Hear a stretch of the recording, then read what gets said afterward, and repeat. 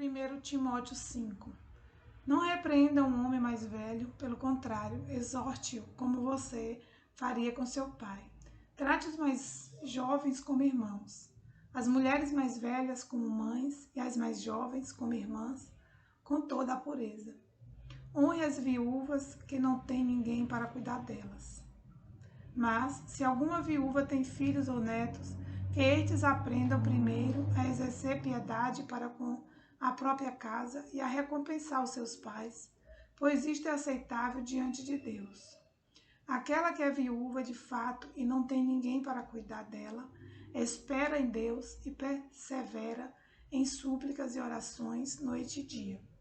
Entretanto, a que se entrega aos prazeres, mesmo viva, está morta.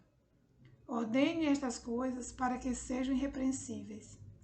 Se alguém não tem cuidado dos seus, e especialmente dos da própria casa, esse negou a fé e é pior do que o descrente.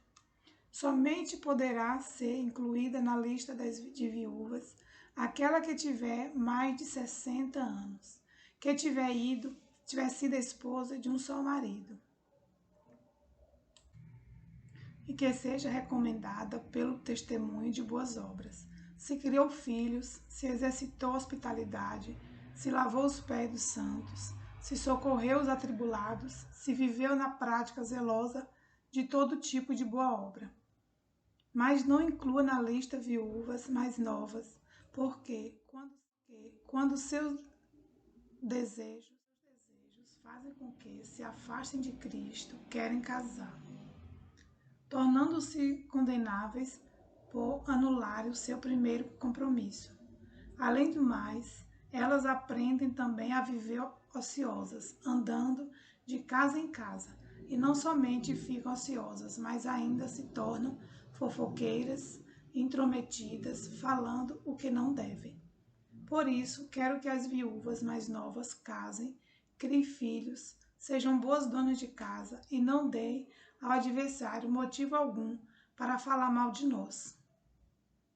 Pois algumas já se desviaram, seguindo Satanás. Se alguma mulher crente tem viúvas em sua família, socorra-as para que a igreja não fique sobrecarregada e possa socorrer as viúvas que não têm ninguém. Devem ser considerados merecedores de pagamento. Os presbíteros devem ser considerados merecedores de pagamento em dobro os presbíteros que presidem bem, especialmente os que se esforçam na pregação da palavra e no ensino. Devem ser considerados merecedores de pagamento em dobro os presbíteros que presidem bem, especialmente os que se esforçam na pregação da palavra e no ensino. Pois a Escritura declara: não amordace o boi quando ele pisa o trigo, e ainda o trabalhador é digno do seu salário. Não aceite denúncia contra presbítero, a não ser exclusivamente sob o depoimento de 2 ou 3 testemunhas. Quanto aos que vivem no pecado, repreenda-os na presença de todos, para que também os demais temam, diante de Deus, de Cristo Jesus e dos anjos eleitos. Peço com insistência que você guarde estes conselhos sem discriminação, nada fazendo com espírito de parcialidade.